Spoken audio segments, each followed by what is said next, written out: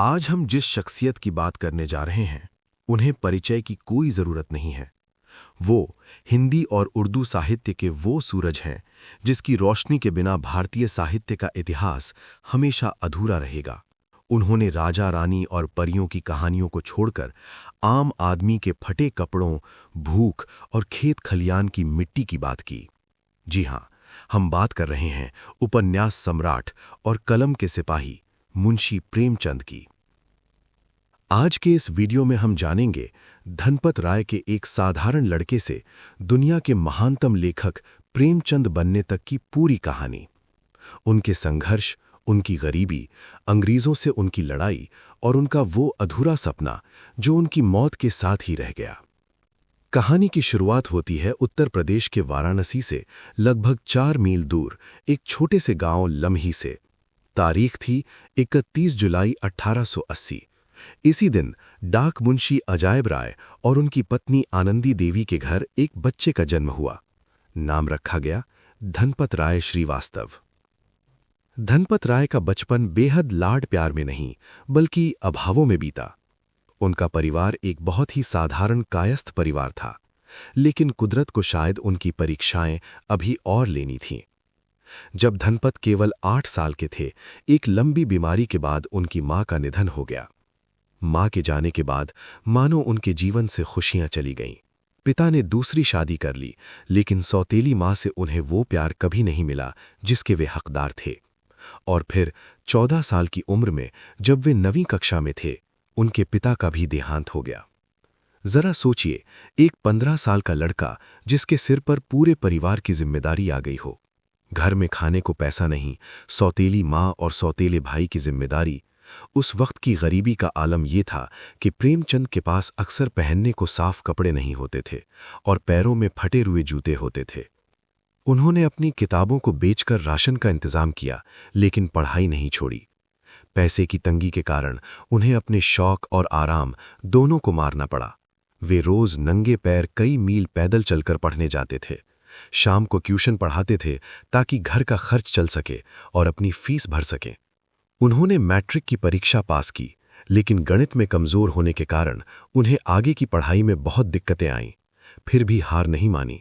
किसी तरह 18 रुपए महीने की एक टीचर की नौकरी मिली और वहीं से उन्होंने अपनी बीए की पढ़ाई पूरी की। बाद में वे शिक्षा विभाग में सब डिप्टी इंस्पेक्टर भी बने। उनका पहला विवाह बहुत कम उम्र में उनके नाना ने तय कर दिया था, जो एक बेमेल विवाह था। उस शादी से प्रेमचंद कभी खुश नहीं रहे। बाद में उन्होंने अपनी पसंद और उस समय के समाज के खिलाफ जाकर एक बहुत बड़ा कदम उठाया। उन्होंने शिवरानी देवी से दूसरा विवाह किया, जो कि एक बाल विधवा थीं।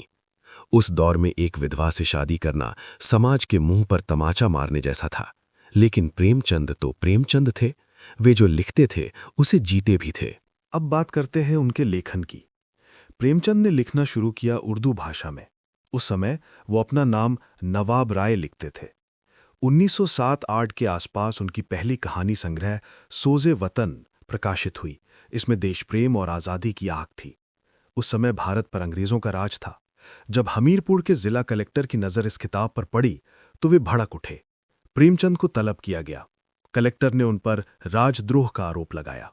उनके सामने उनकी किताब की सैकड़ों प्रतियां जला दी गईं और सख्त हिदायत दी गई कि अब अगर उन्होंने अंग्रेजों के खिलाफ कुछ भी लिखा तो उन्हें जेल भेज दिया जाएगा, और साथ ही नवाब राय नाम से लिखने पर पाबंदी लगा दी गई।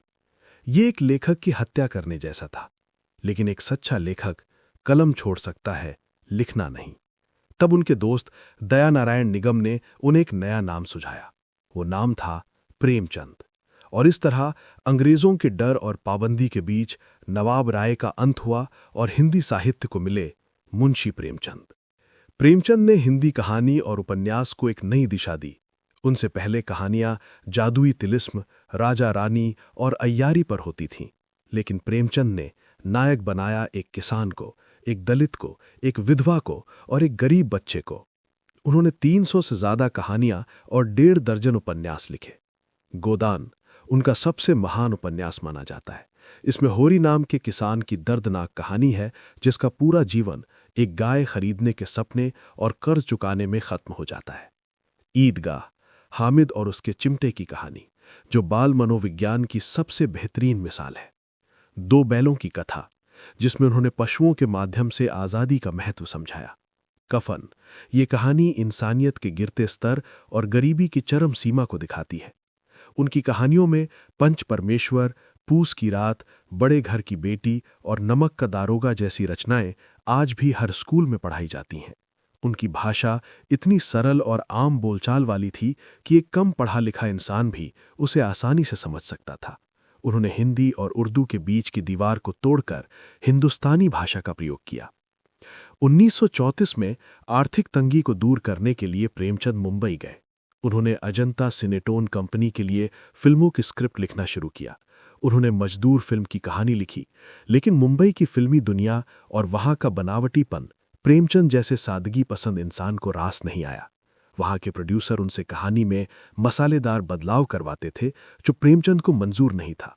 उन्होंने कहा था कि मैं अपनी कलम को बेच नहीं सकता। वे 1 साल के अंदर ही मुंबई छोड़कर वापस बनारस लौट आए। वापस आने के बाद उनका स्वास्थ्य बिगड़ने लगा। उन्हें पेट में अल्सर और जलोदर जैसी बीमारियों ने घेर लिया, लेकिन बीमारी में भी उनकी कलम नहीं रुकी। वे अपना आखिरी उपन्यास मंगलसूत्र लिख रहे थे।